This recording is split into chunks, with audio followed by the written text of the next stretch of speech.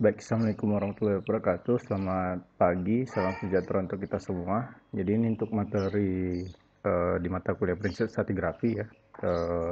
Jadi kemarin kita udah membahas tentang jenis-jenis ini ya, jenis-jenis cekungan dan juga eh, tektonik apa yang menyebabkan terbentuknya cekungan tersebut gitu ya. Lalu selanjutnya pada hari ini kita akan menjelaskan tentang eh, contoh dari cekungan-cekungan yang ada di Indonesia ya, khususnya di Pulau Sumatera, di mana di sini akan saya jelaskan tentang cekungan belakang busur dan juga cekungan depan busur ya, dan juga cekungan ini ya, pisah tarik ya atau part basin. Nah itu ya, serta contohnya yang ada di Pulau Sumatera. Oke, lanjut saja ke materinya. Oke, sebelum kita menjelaskan tentang pembentukan cekungan yang ada di Pulau Sumatera, maka kita harus terlebih dahulu menjelaskan tentang pembentukan dari kerak atau lempeng dari Pulau Sumatera ya, atau penyusun dari Pulau Sumatera.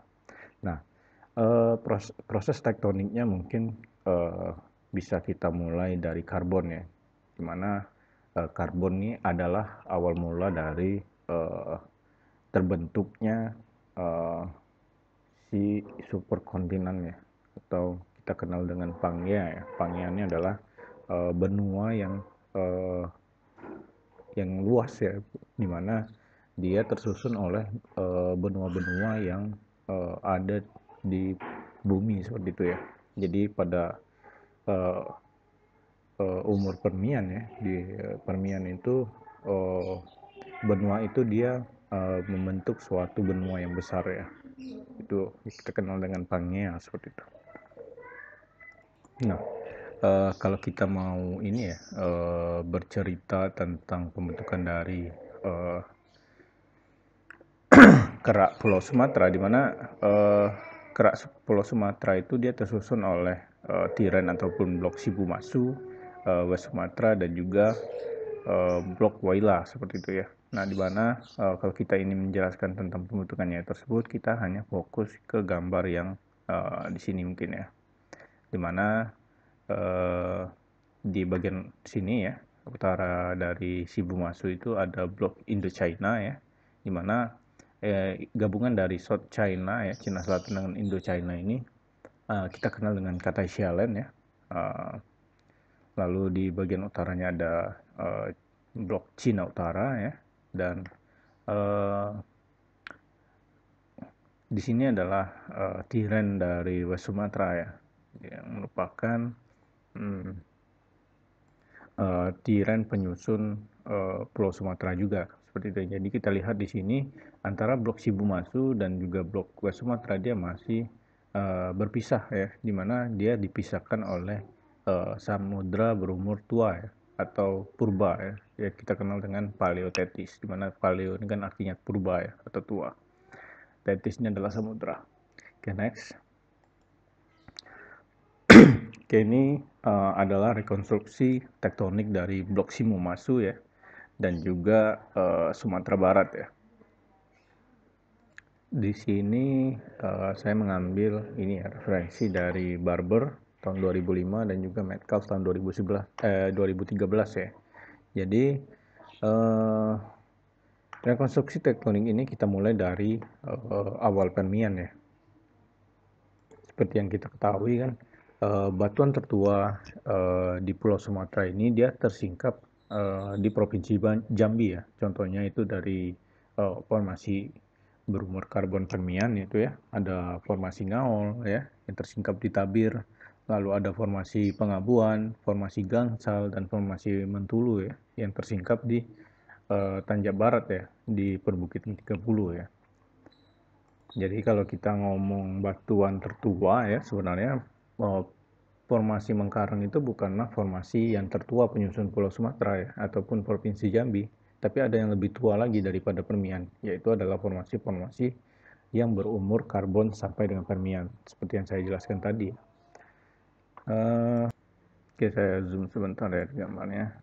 Oke, jadi Permian ini adalah fase akhir dari masa Paleozoikum ya, di mana pada masa Paleozoikum ke Mesozoikum ya, terjadi peristiwa geologi berupa penutupan dari Paleothetis ya.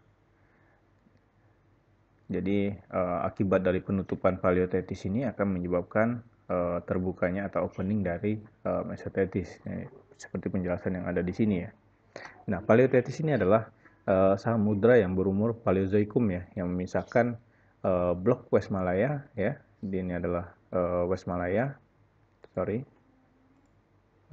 dengan blok East Malaya ya. Jadi bagian timur dari Shibumasu ya adalah kita kenal dengan West Malaya, dan bagian barat dari Katesia atau Indochina Block adalah kita kenal dengan East Malaya. Jadi itu ya penamaannya ya.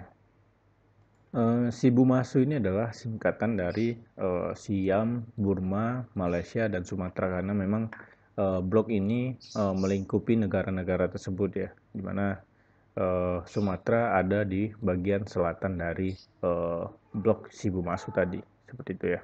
Nah, kemudian di bagian selatan dari Shibumasu inilah yang kita kenal dengan Mesothetis ya, atau Mesozoikum Tethys ya, di mana dia baru akan aktif pada umur Mesozoikum seperti itu ya.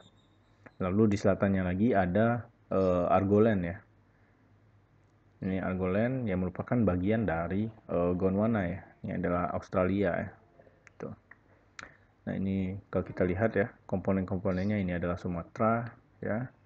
Lalu di sini adalah West Sumatera ya.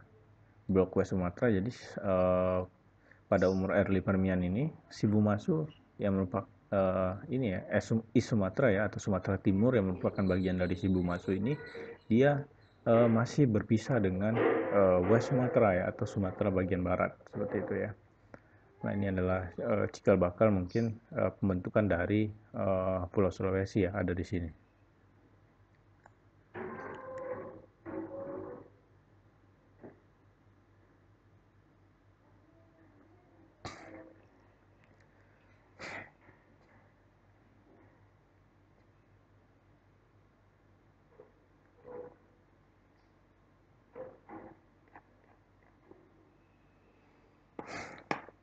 Jadi di sini terjadi subduksi antara lempeng samudra dari Paleothetis ya, karena ini kan lautan, maka keraknya adalah lempeng samudra ya.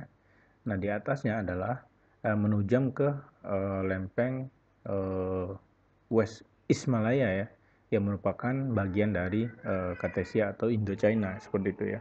Nah,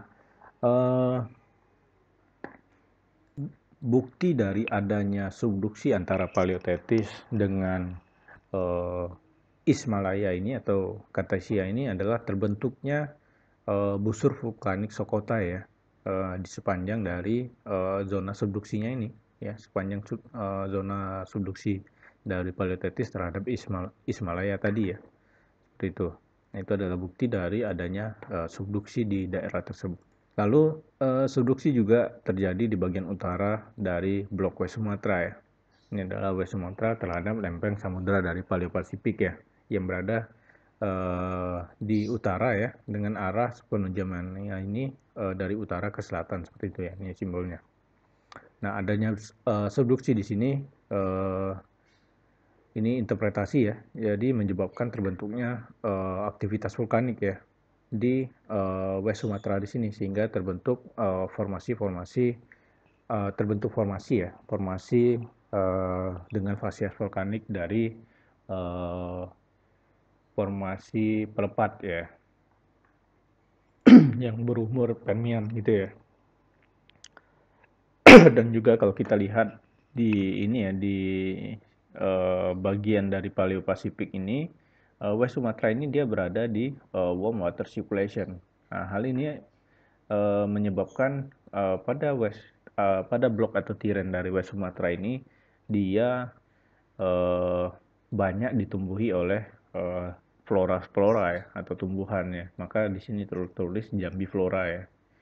Nah, karena dia berada di sirkulasi air hangat yang ada di Samudra Pasifik, seperti itu ya, sehingga banyak terendapkan tumbuhan-tumbuhan di tiren West Sumatera ini ya. Nah, itu. Nah, karena adanya banyak sekali tumbuhan yang terendapkan di ini ya di West Sumatera ini, maka